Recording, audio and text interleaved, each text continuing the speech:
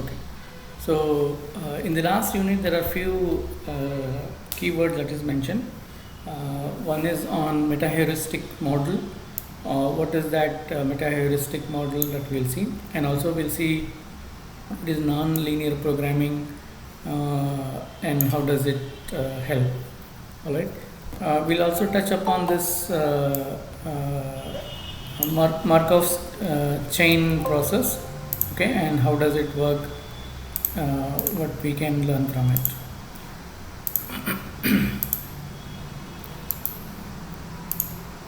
Okay, so the first topic that is mentioned is meta-heuristic approach or meta-heuristic search. It is actually a kind of a search process. Okay, so if you let us understand this word, and then we'll see how this will be useful, or I think how do we put this is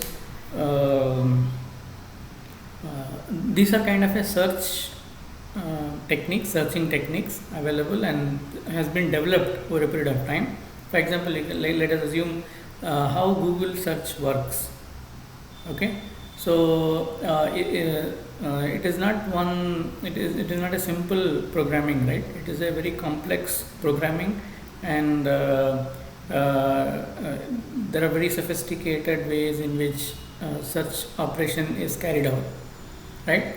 So these are initial discussions on how such operations started, and what are the different techniques available for such operations, and how nature has helped in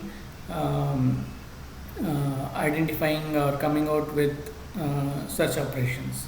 Okay, so we are not going into details of all this because even I'm not the expert in this, and I have very limited knowledge in this, but even in the text in your syllabus itself, it is only given as a brief introduction to all this.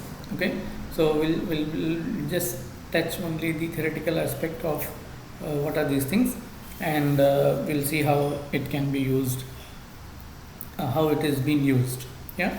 So a meta-heuristic model is formally defined as an iterative generation process which guides a subordinate heuristic by combining intelligently different concepts for exploring and exploiting search space. Actually, if you see, there are two words in this definition. One is heuristic, and the second one is meta. We probably we have come across this. Meta is the data, for example, metadata, right? So what is metadata? It is nothing but the data about the data. If you remember, we discussed about this. Let us assume we are collecting some let's say satellite data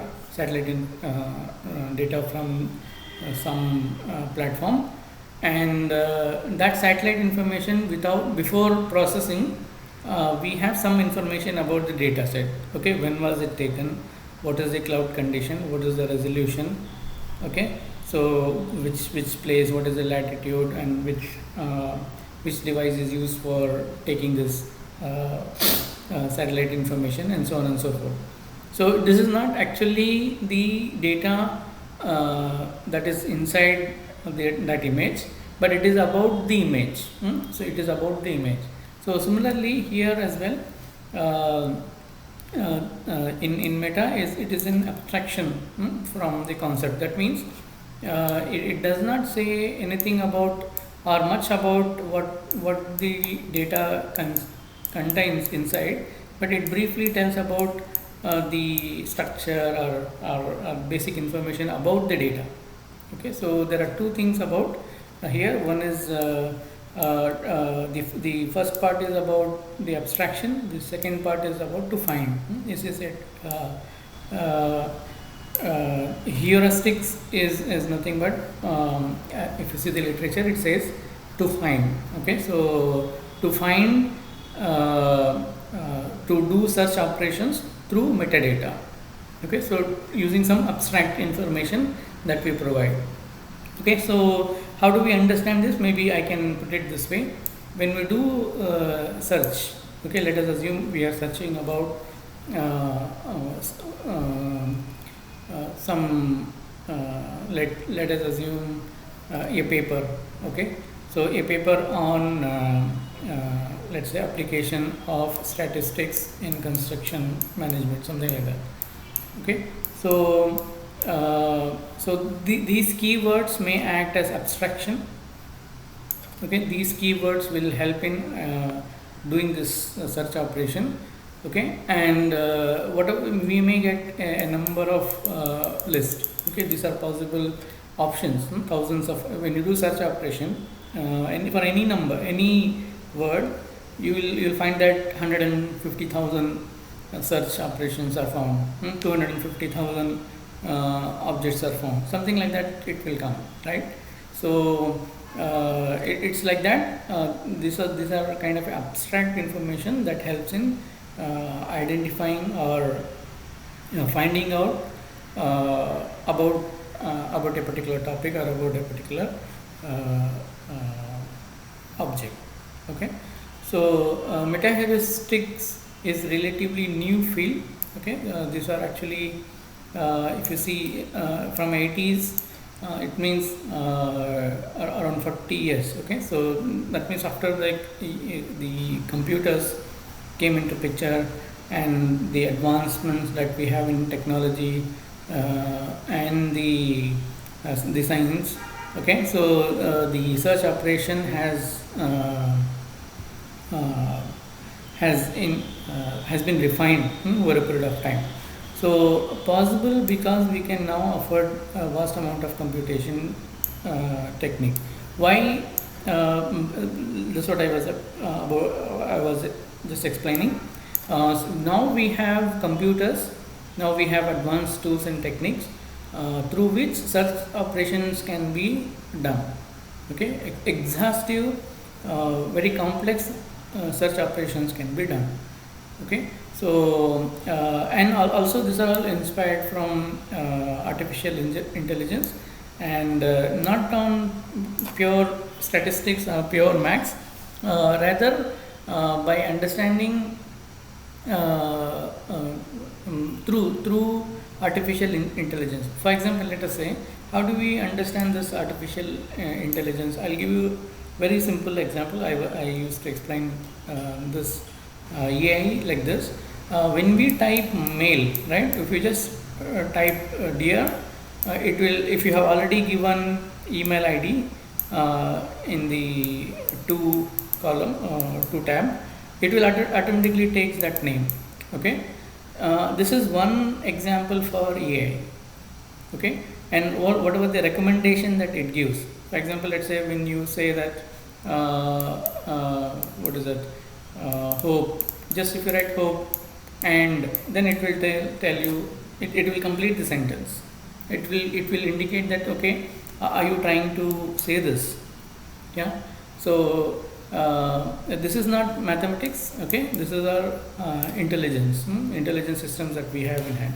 And also, if you remember, when you write an email, in your email content, whenever you say attached, okay, if you use the word attached, I have come across this many times, so I'm able to explain this example.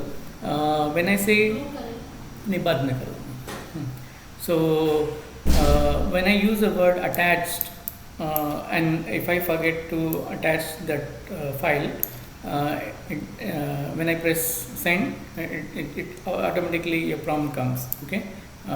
There's something called attached, but it is not missing. It is actually missing. Yeah. So that is also one example that we can. These are simple examples that we can think of how artificial intelligence is embedded in the in all these programs. Okay. Now, actually, if you see, lack of theoretical rigor and no proof theorems, etc., for people to pursue. Actually, these are emerging. Okay. theory comes, there are two ways in which a subject can be understood. Okay, one is we have only theory. Okay, for example, let's say Einstein's theory of relativity. That time it was primarily theory. Okay, only later on we were able to apply that, and a lot of things have gone into understand what does theory of relativity means. Okay, when he developed the idea, when he was putting forth this idea, it was only a theory. That's why it is also called the theory of relativity. Okay, now that theory has been proved. Okay, we have sophisticated infrastructures and techniques and tools to prove that. Okay, now that was, let us say, 70 years back, 100 years back, that was the phenomenon. Now we are actually doing things. Okay, we do a lot of things right away, experiment it on site, experiment it in lab. Okay, however, if you see from the literature perspective, it still says we don't have strong theoretical proof for all this. Okay, that means it is evolving. It will come over a period of time. Right now, whatever understanding that we have, or theoretical understanding that we have, is less. Okay, so that is also one point that we should keep in mind when we talk about this subject. Meta-heuristics are strategies that guide the search process. Okay, the goal is to efficiently explore the search space in order to find an optimal solution. Okay, so how do we search? How the programming is written? What happens in the background is what is all about meta-heuristics theory or model. Techniques which constitutes meta-heuristic algorithm range from simple local search procedure to complex learning process. Okay, so it can be a simple search operation, or it can involve a complex. Of course, many times it is a complex process only. For example, what is the simple and what is complex? For example, let's say if you're searching about meaning. Okay, a meaning of word, let's say meta-heuristic itself. Okay, so it is a kind of a simple search operation where we are only looking for a definition of the topic. Whereas, let us say if you do this meta-heuristic theory and its application in the field of construction. Okay, so now it is slightly complex. One side we are saying that we need to have answers for what is the theory of meta-heuristics, and then we'll say that how it is applied on construction field. Okay, that's the second thing that we have added. So like that, if we add more keywords, or if we add more complexity in defining what we want what we expect from the results, okay, it can be done. It can be very simple search operation. It can be very complex search operations as well. Meta-heuristic algorithms are approximate and usually non-deterministic. So that means, like we said here, only numbers, okay, pure numbers or statistics will give you a deterministic value. Okay, so these are like non-deterministic approach where it will give you a number of iterations. Okay, for example, let's say if you do any search, it says 250,000 items found, right? So we were not looking for 250,000 items. We are looking for specific things. So it is an approximate search operation or results that we can expect from this approach. The basic concepts of meta-heuristics permits an abstract level description. Meta-heuristics are not problem specific. Meta-heuristics may make use of domain specific knowledge in the form of heuristics that are controlled by upper level strategies. So like I said, these are kind of when we search about any particular thing, any particular topic or any particular object or some theory, first it makes an abstract of that. Abstract in the sense, brief information about it. Okay, so through that brief or through that keywords or through that metadata, the search operations are done. So how do we know that what to use, what kind of keywords to be used, what kind of specific abstraction word that to be used? It depends on domain knowledge. Domain knowledge here in the sense, for example, let's say if you're doing search from the topic of construction or architecture or planning, so we know that these are domain, okay, and we know that these keywords will help in finding out, arriving at a particular combinations of results, right? So that is what is said here, and the meta-heuristic search operation is based on this.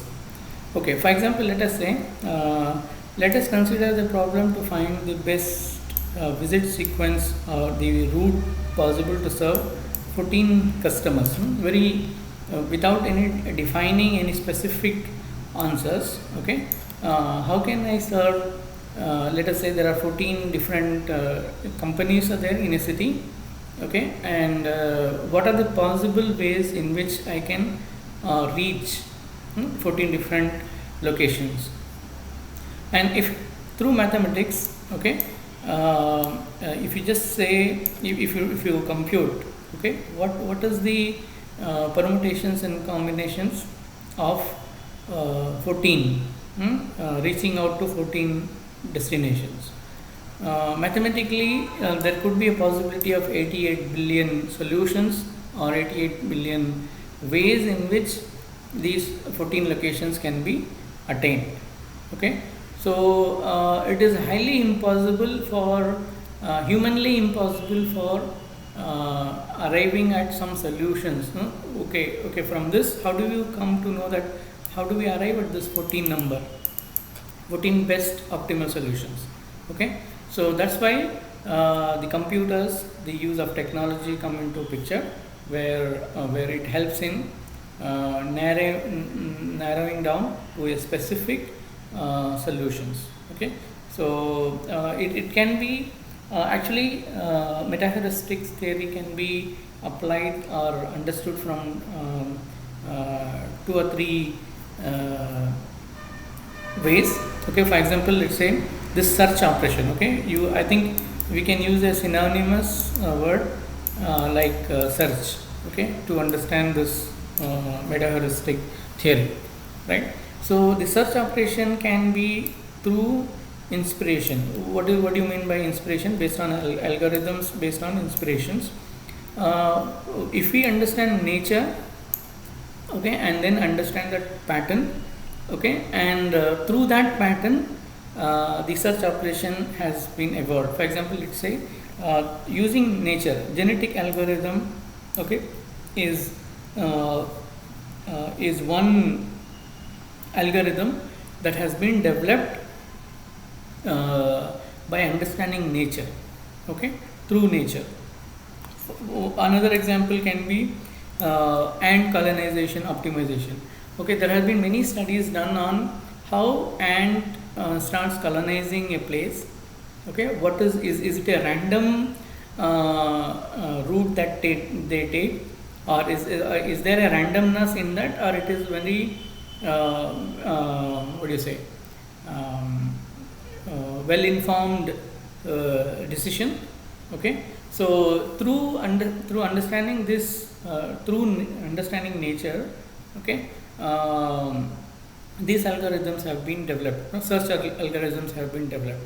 So it can be based on there are models, meta-heuristic search models that has been developed by understanding nature, and it can be through rudimentary search operations like taboo search or iterated local search. What is taboo search? For example, let's say we already have done some search history, we have search history. Yeah, search history is one good example to explain this. Based on, I think there is one TED talk also on this. If you, let's say we are 20 in a class now.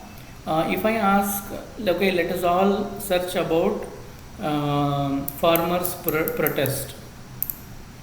Okay, farmers protest in Google.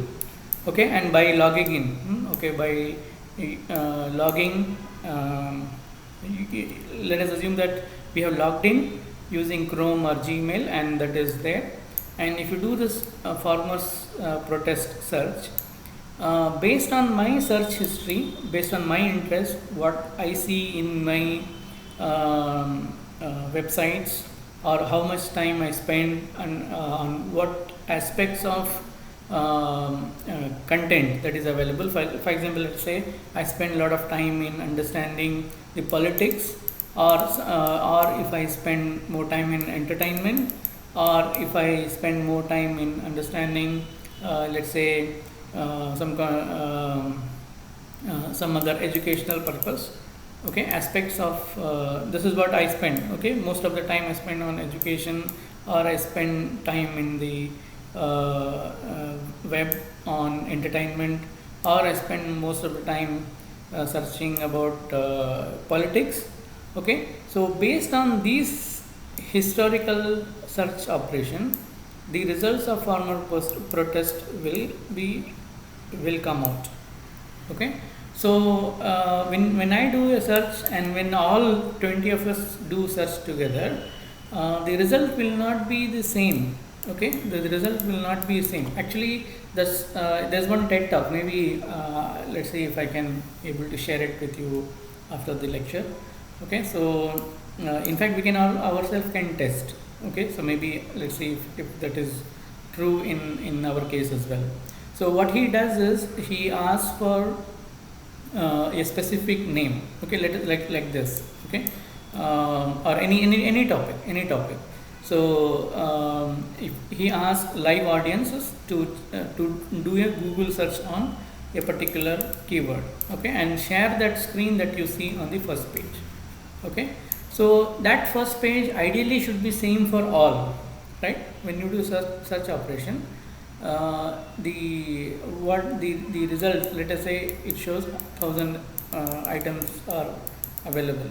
So those 1000 items that you see on my screen and in your screen and all the 20 screen should be same, theoretically speaking. But that is not the case. Many times that is not the case. We get a customized output of search output, okay, based on our historical activities in the web. Okay, so these are nothing but taboo search. Okay, actually they are called forbidden search sometimes. So it takes our historical data, our search history data informations, and then based on that it processes. Okay, and then it says that okay, you are interested in entertainment regarding the topic, and this is what you find. Okay, so this is also one form of search that has been developed through this iterated local searches by using a number of changing keywords and so on and so forth. The search operations are done.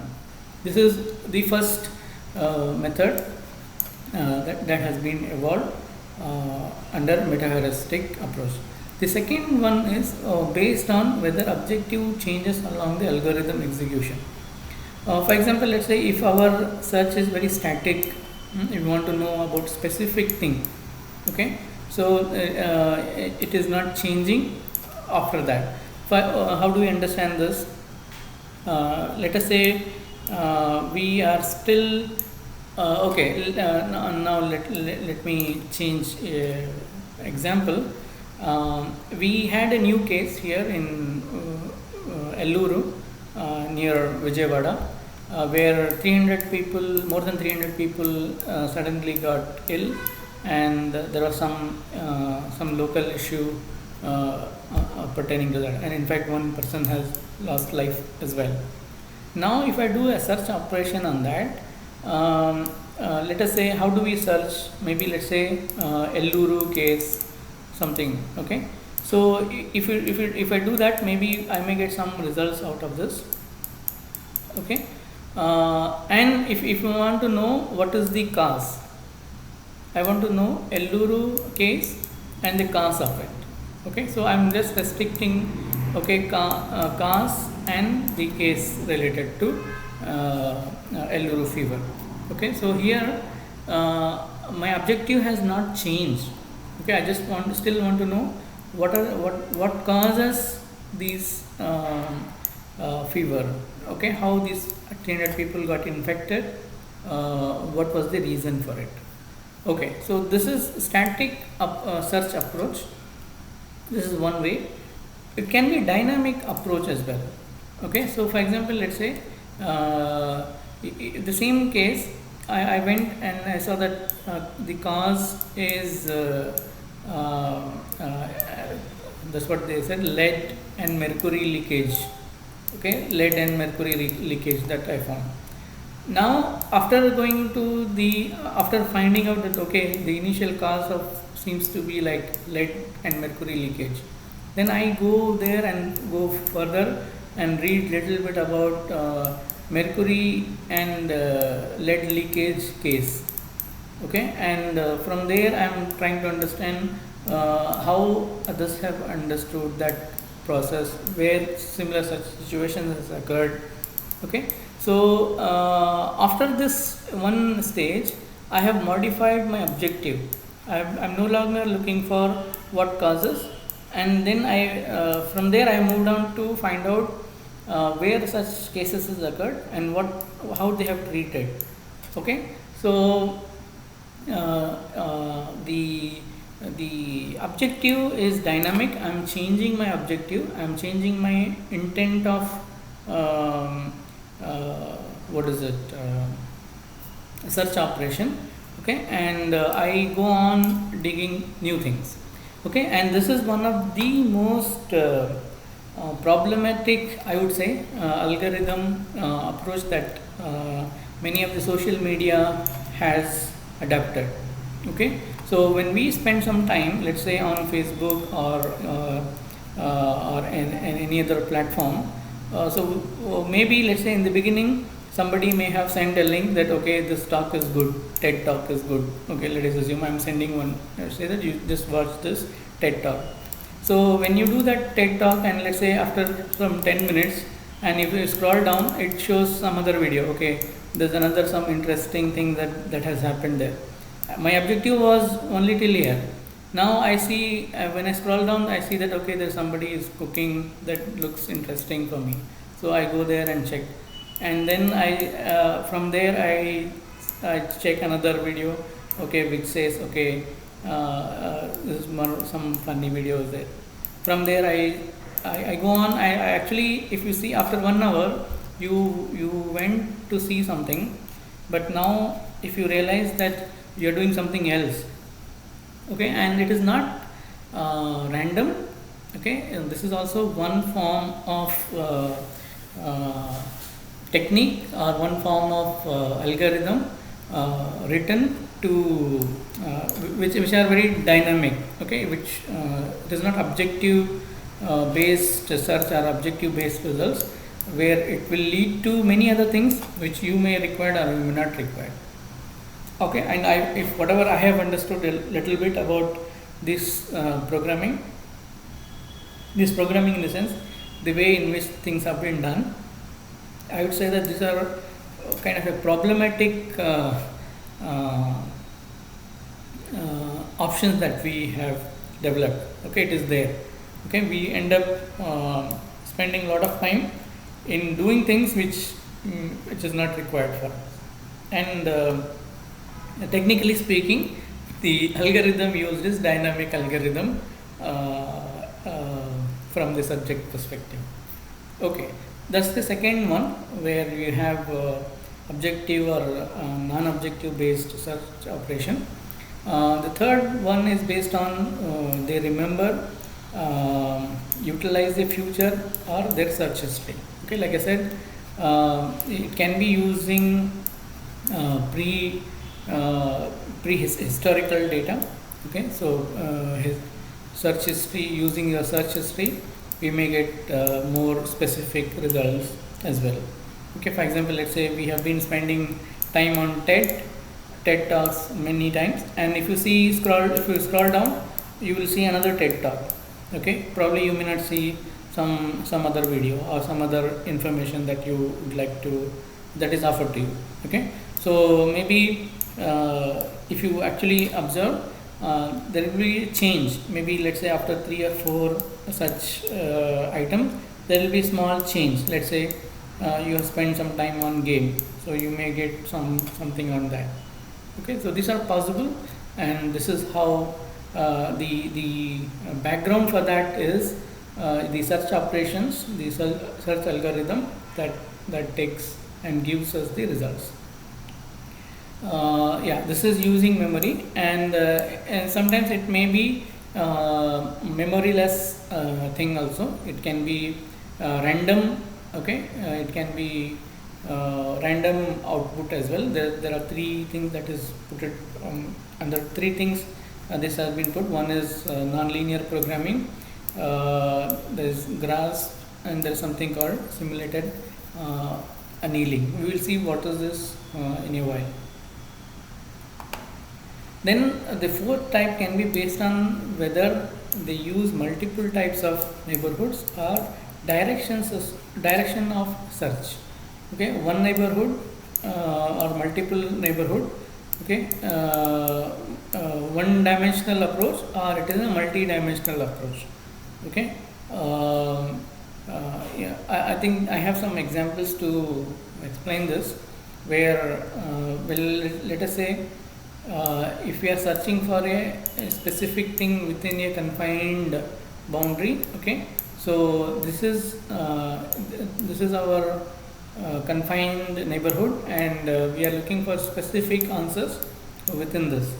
Whereas if it is a multiple thing, let us say there are multiple ideas for it, from 1 or 2 iterations, we find that okay, there is a link between this first component to the second component. So we go to the second component, and second component, if you see, there are specific things, and which leads to the third component. Okay, and from there it goes on. It is a chain thing that happens. Okay, in the search operations. So this is also another model that based on which the search operation takes place. Based on the search evolves one or multiple solutions. Okay, so it can be single solution, it can be a population based solution. What do you mean by that is, here it is like you say that I think there's one example. Yeah, there are 2. Let us assume that theoretically, let us put this based on whether the search evolves one or multiple solution. The search output can be based on a single trajectory or based on population based method. What do you mean by this? Again, in a single trajectory method, it's all taboo search or simulated annealing or iterated search. In population based method, where generic algorithm and colonization or adaptive memory programming is being used to come out with solution. What do you mean by that? For example, let's say in trajectory method, okay, we find for a specific solution based on some historical information. We find that okay, these are possible outcomes that may have. Okay, so and the intender selects that particular solutions from the broad output that we get. So if you see 1, okay, and then it leads to some object within that. Okay, and if you from there it leads to another object. Okay, so and so on and so forth. Okay, so we started with one approach, okay, through which we reach or we try to arrive at a specific answer that we are looking for. These are actually called trajectory method. Okay, so one after other, the intent changes or the finding gets refined and so on and so forth to get it. So actually, if you see theoretically, basic local search, it requires this is very one of the old, okay, there is no, we don't have to put it as a very technical definition. Any local search, okay, to, for example, let's say to find out predators, to safeguard ourselves, okay, what is our immediate threat, okay, identifying that and then stopping it or blocking it, and then from there you look at the other perspective. Okay, we have solved this, do we have any other predator in our hand that needs to be protected? Okay, so this step-by-step search process is there. It says it from the literature. If you see that they say that it's way back, things have been, such kind of discussion has been there from way back. And if you see simulated annealing, it's a relatively new topics. Right? Taboo search is all new topic. Guided search, variable neighborhood search. These are all very recent development that has come into picture of searching. Okay, so I have put some information about simulated annealing. Like it is given an example that after, okay, what do you say? After annealing is actually the term used after cooling down. After cooling down, so parameter T, temperature initially high, drops as search progresses, and hence the name annealing. So maybe when we started searching, we were actually looking for Eluru case and cause, okay, but this is the primary hits that we wanted. Later on, based on specific and search, or based on specific outputs, based on a specific result that we were intended, or how we started looking at the problem, we may have slightly deviated or majorly deviated from what we were actually looking for. We may end up looking at something else. Let's say nuclear disasters. We started about understanding lead and mercury effects. Okay, sorry, not that. What causes? What was the issue in the case of Eluru? But we end up reading about nuclear disasters and so on and so forth. Okay, so this is one example that is given here. Okay, so what happens in the early stages and what happens in the later stages is all affected by how our objective changes. Okay, taboo search, like I was explaining, based on some history. Okay, how the result that we get is depicted. Actually, we have seen this, right? First in, first out. Okay, so whatever we see is based on the initial search history that we have, and then if you refine it further, probably that may go up and new search outputs may come. There's another thing called population based, right? The second one we said, I think it's here, trajectory based, and the second, these are trajectory based. Okay, so where we saw simulated annealing and taboo search. The second way is looking at the population. Okay, so based on population size, what is that we are looking for and how it is, how we select it. In this there are specific things like because here the number of output, let's say it is 250,000 search outputs or 100,000 search outputs. From that, how do we select a specific search outputs? Okay, so for example, this genetic algorithm or other components. Okay, I think I have put one on the genetic algorithm. This will help in coming out with specific answers, specific solutions. Directed search algorithms based on mechanics of biological evolution.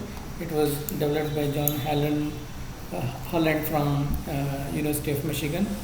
Okay, to understand an adaptive process of natural system to design artificial system software that retains the robustness of the natural system. Okay, so that means we are trying to inspire, or we try to understand the nature, and that the same philosophy or the same logic is applied in the in our case as well. Okay, what we learn from nature and how we can replicate the nature in searching something and so on and so forth. Yeah, so genetic algorithm is one. Provide efficient, effective techniques for optimization and machine learning applications, widely used today in business, scientific and engineering circles and so on and so forth. There are certain specific things that that is there when we talk about genetic algorithm. Encoding techniques, initialization process, evaluation functions, selection of parents, genetic operators, parameter setting. So these kind of things, how does it work? For example, encoding techniques. That means there are certain inherent properties that will be there, right? How do you understand from nature and then bring that that concept into, let's say, search engine? Okay, so how do we embed certain things that are basic things into the system, and coming out with new knowledge and then depicting the kind of environment that we want and so on and so forth. Okay, so we're not going into detail, just briefly put some things that are essential. Genetic algorithm is applied in many various as field. For example, in controlling gas pipelines, missile launch and so on and so forth. Okay, this has been used. Designing aircraft design, in fact other things have been done. Scheduling manufacturing facilities, other aspects of this. Robotics, machine learning, signal processing, gaming. I think now it has been used in almost every. There has been trial, and error going on. They have been experimenting this in many aspects, as on date. Okay, so that is a brief about meta-heuristics theory. What is search operation? Okay, and what are the components, or very briefly about how search operation goes, and how do we understand this search operations. For example, let's say there are specific things. Sorry about this scribbling. I have scribbled too much, I guess. For example, let's say what is taboo search, okay, and what is how nature-based search, how we have taken inspiration from nature, and how we have how based on the historical data how these search operations are being done. Okay, so this is about meta-heuristic model or theory that probably that we can understand. Okay, one key thing that you should understand is the genetic algorithms used in this kind of approach. That's one thing. Second component that is discussed, or that is written in the syllabus, is on Markov's chain theory or approach. Okay, Markov's process is a simple stochastic process in which the distribution of future states depends only on the present state and does not and do not have have any implications, or it does not have any implications of how things have arrived, how it was in the past. Okay, so what is this model? If you remember, we have used this stochastic model. It is synonymous to non-deterministic model. Okay, so when you come across this word, okay, stochastic model or stochastic data, how do you relate this? It's a non-deterministic. What is meant by deterministic and non-deterministic? Where in deterministic data set or model, we know our the scope is known. Okay, we know our the boundary areas, and we know for sure that this is our limit. Okay, it's a confined one. This is a confined search or confined results that we can come out with. Here in a non-deterministic approach, we don't know the boundary. Okay, we don't know. There is no boundary. It can be very vast area from which the results may arrive. Okay, so Markov's, yeah, that's why these topics are discussed. Even here, when we talk about meta-heuristic theory, it's again a very big complex model for searching, right? So for coming out with a specific answers. So that is again is a very broad, very let us say, for example, if you have to know some specific search on farmer protest in India now, there will be hundreds and thousands of search answers that we will come, right? So it is not a very simple process. So it is a complex search process that takes place.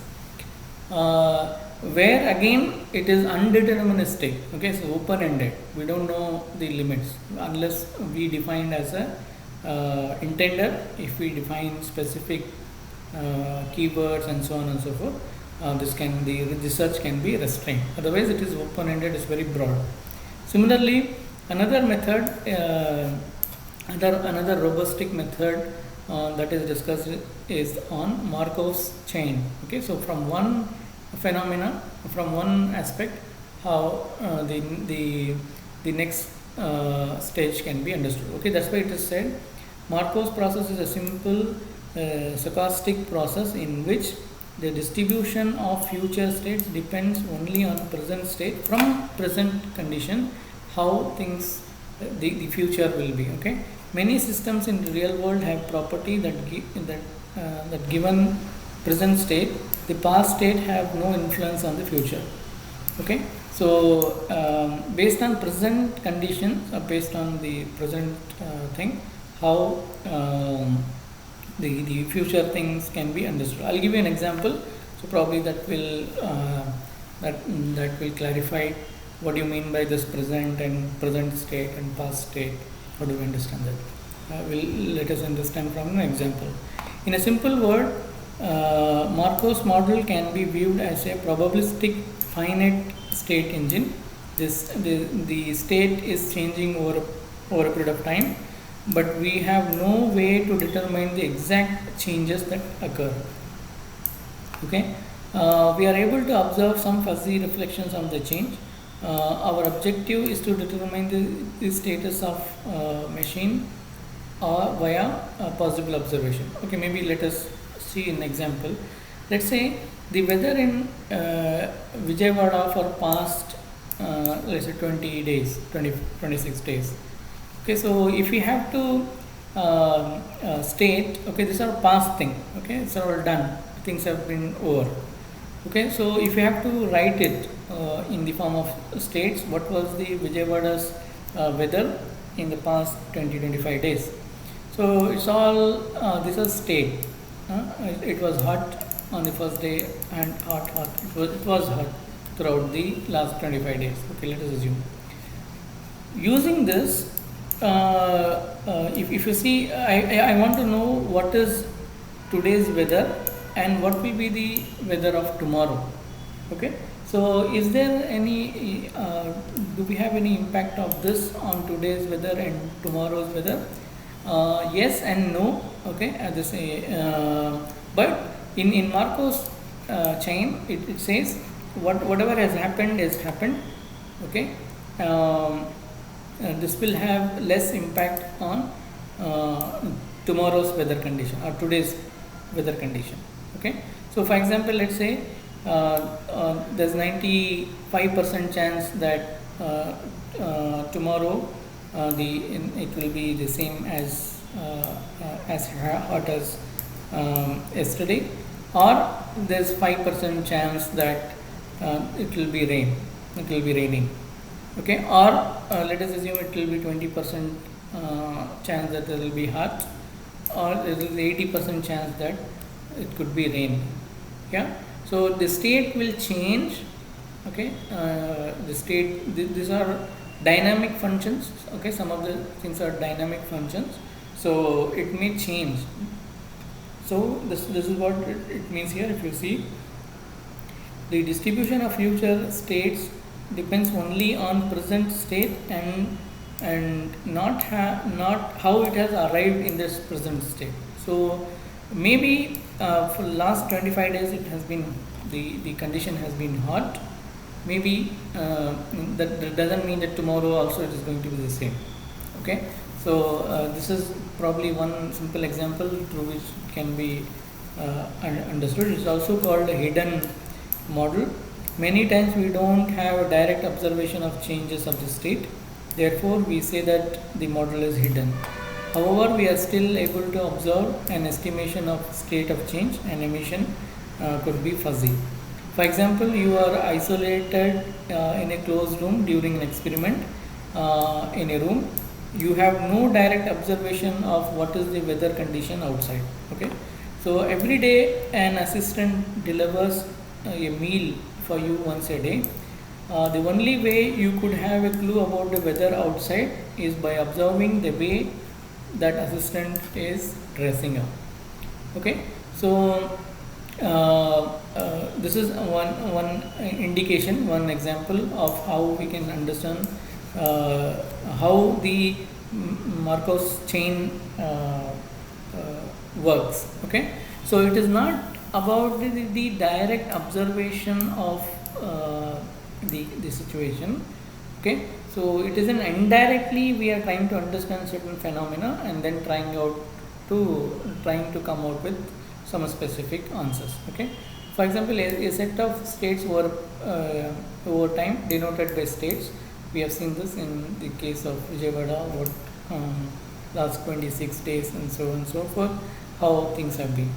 A set of observations over a period of time denoted by a SEQ sequence.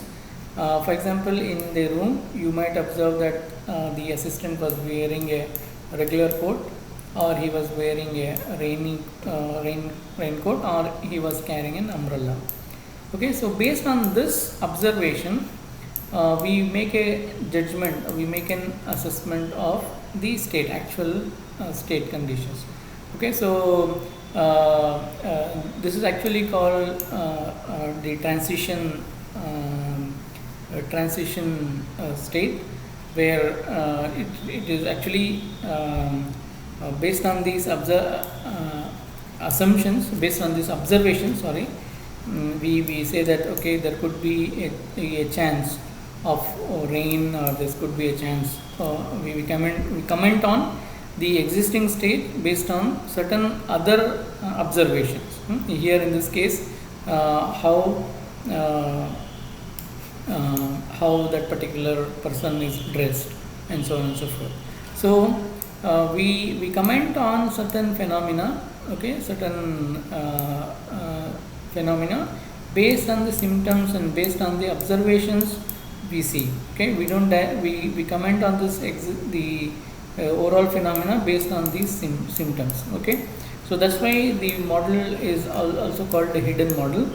We don't directly look at the problem, we look at the other aspects of the problem to understand the major implications. Okay, these are just some things that I put. Probably you can just go through. Oh yeah, I think the same thing I put here. A meteorologist meteorologist studying the weather in a region decides to classify each day as simple sunny or cloudy day. After analyzing several years of weather records, he finds the day after sunny is 80% of the time, okay, and 20% of the time it's cloudy on 20% of the time. The day after a cloudy day is sunny 60% of the time, and cloudy 40% of the time. So we can set up a Markov's chain model in this process to put this in the form of transition matrix. Okay, state 1, it is a sunny times, it says that when we have 80%, okay,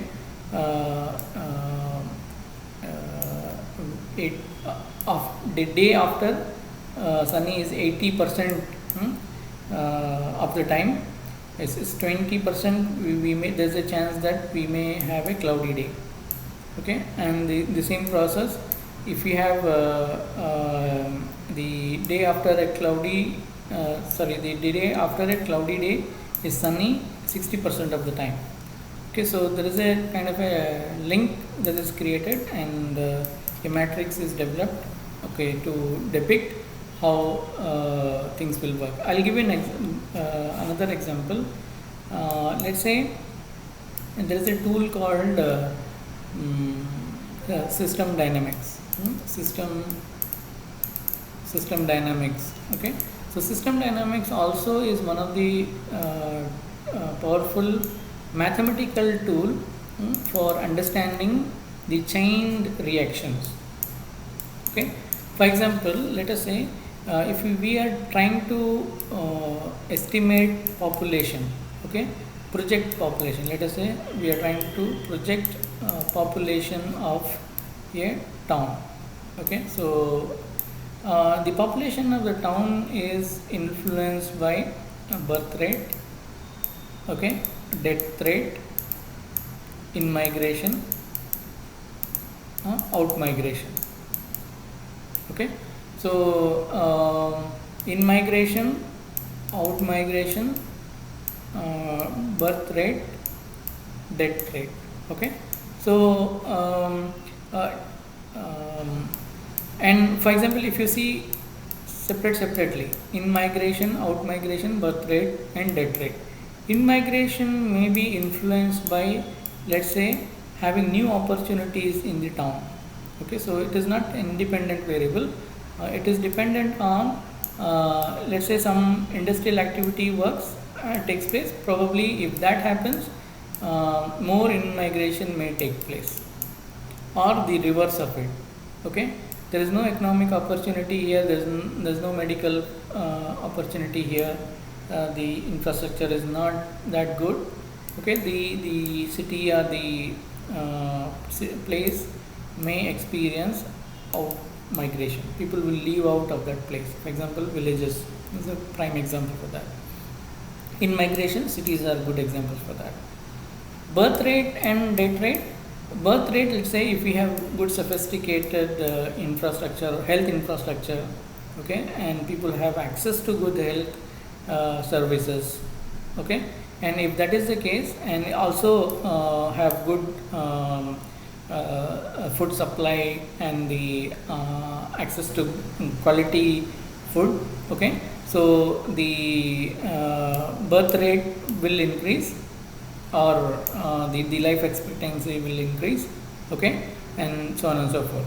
Similarly, if death rate is both, okay, let's say if you have aged population, fine, and the life expectancy has increased, okay, because of the health infrastructure, the kind of food that we have, the kind of environment that we have, this may prolong or it may be curtailed based on these conditions.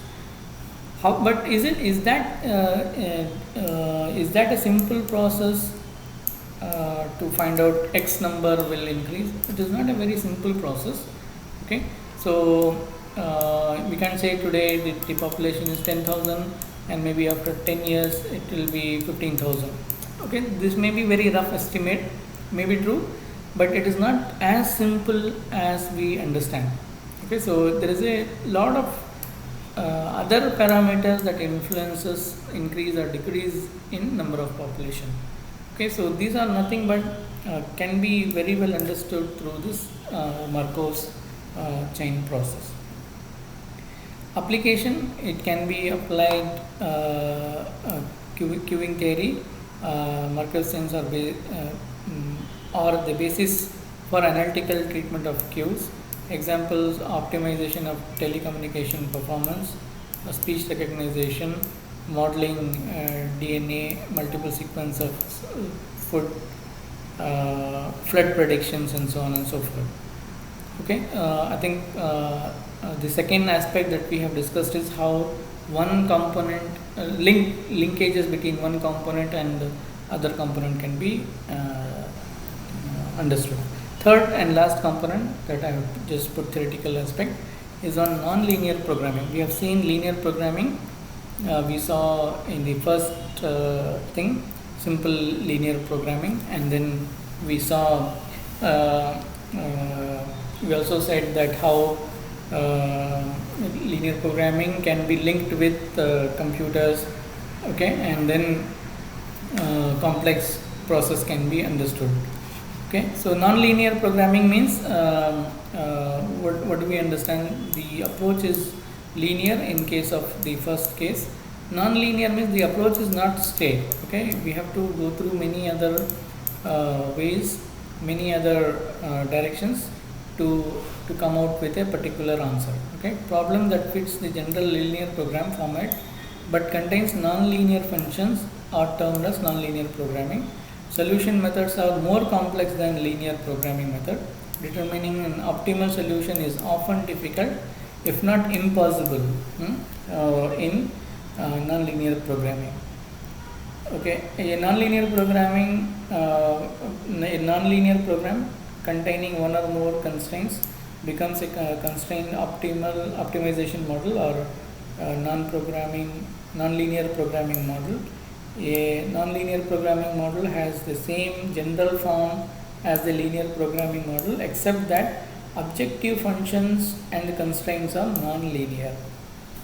Okay, so we don't. If you remember, we had some problem that we saw that our aim, or we had only one objective, right? And we also saw multiple objective linear programming as well. However, in both the cases, we had a fixed expected outcome, okay, or objective function. That is the correct word that we should be using when we discuss about linear programming, right? So objective functions were specific in the linear programming exercises. Whereas if this keeps on changing, okay, and sometimes our output is based on cost, sometimes our output is based on the risk involved, sometimes the output is based on the social cost benefit, and so on and so forth. Okay, where we are not determining any specific objective function, we are keeping it open, where we have multiple directions. Okay, there is no one head. Okay, so we are not heading in one direction. It depends on how we look at things. Solution procedures are much more complex, and no guaranteed procedure exists in non-linear programming models. I think that's it. I have put probably where, for example, this is sort of random. Okay, randomness. Okay, how this randomness can be defined using statistics is nothing but non-linear programming models. I think that's it. I have put for all this topic. With that, I stop here. If you have any questions, you can ask me. Otherwise, we'll discuss. Just one second. Hello. Good morning, Banu. Yes, Banu. Yeah, you can come maybe after 5-10 minutes time. We want to see the presentation. Yeah. Sorry, your voice is not clear. Are you here in campus?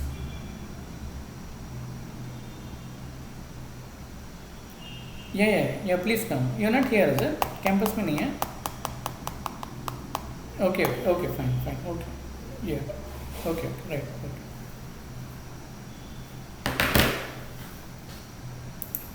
Yeah, sorry. Okay. I think that's all I have to say. Um, I have three more things to discuss. One is on, like I said, correlation, regression, and AHP. Okay, so I'll keep that for some other time. That's it from my side. And kindly from next class, you will be presenting. I will not be presenting. I'll see when I will. I'll tell you when I will do that problem solving on correlations, regressions when I'm ready. Okay. So from next class, I would suggest that you should be prepared and you should come with your presentations. So I would also do one more thing. I will keep a deadline. Maybe let's say by today is 11th.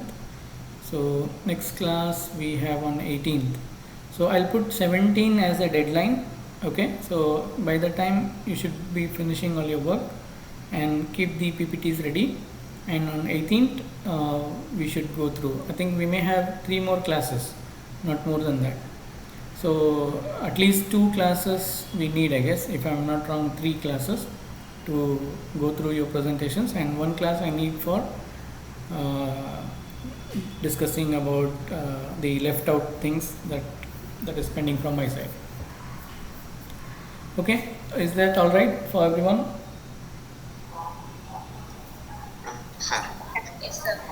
Okay then, if you have any questions you can discuss. Otherwise, kindly make use of the time. You can finish your PPTs, and that's it from my side. If you have anything, we can discuss. Excuse me, sir. Yeah. Sir, this is Parth here. Sir, I have chosen the topic of non-linear and dynamic programming. So Okay. I was studying about it, and the equations that I came through were very complex. So is it like that I have to write about the equations or just the theory part? Now, if you can explain with an example, that's fair enough. For example, let's say kindly define what is non-linear programming. Okay. If there are subcomponents, if what is the objective of what is the concept of non-linear programming? If there are any different approaches for non-linear programming, yeah. And third, any example, if you can say how it is used, let's say for search operation or for finding out a better solution. One example, 1 or 2 examples, how it has been used. That's more than good enough. Okay, so you define what is the topic. It's not only for you, for everyone. You can define what is that topic that you have taken. Okay, theoretical definition of the topic that you have taken. Second, what is the concept? What is that mean? For example, let's say prisoner's dilemma. Okay, so if somebody has taken that fuzzy logic or prisoner's dilemma idea, the theory, first we should define what is prisoner's dilemma or what is fuzzy logic, and then what is that concept. If for a layman, if you have to explain fuzzy logic, what you will explain, how you will explain, maybe 1 or 2 slides, fair enough. Okay, so simple, keep it simple. Should be everyone should be in a position to understand it. Okay, second component. Third, give an example, 1 or 2 examples. Fuzzy logic or prisoner's dilemma can be understood using this example. Okay, and there its application, maybe 1 more slide on how it can be used in real time situation. So maybe if you can put all your slides in 4 category, I think I'm more than happy with that. Okay, sir. Sir, I'm Vintesh. Yeah. Sir, my topic is network model, sir. Okay. In Yeah. that, I have seen there are 4 network models, but in our syllabus only 2 are there. Okay. But when I referred some textbooks and also some online material, I found out that they are like numericals with theorem type. Okay. So how should I proceed for that? Like I have to take a problem and have to do in the class like presenting, Yeah. or how should my approach should be? Yeah, that's what I was explaining. I think you need not do any problem solving. Okay, so you can explain the concept. You can explain the type. If there are more than 2 that is mentioned in the syllabus, also is fine. You list out the types, and you explain from theory perspective itself where it is applied, how it is applied. Okay, sir. Yeah, that should be fair Okay. enough. Okay, sir. Okay, any other questions?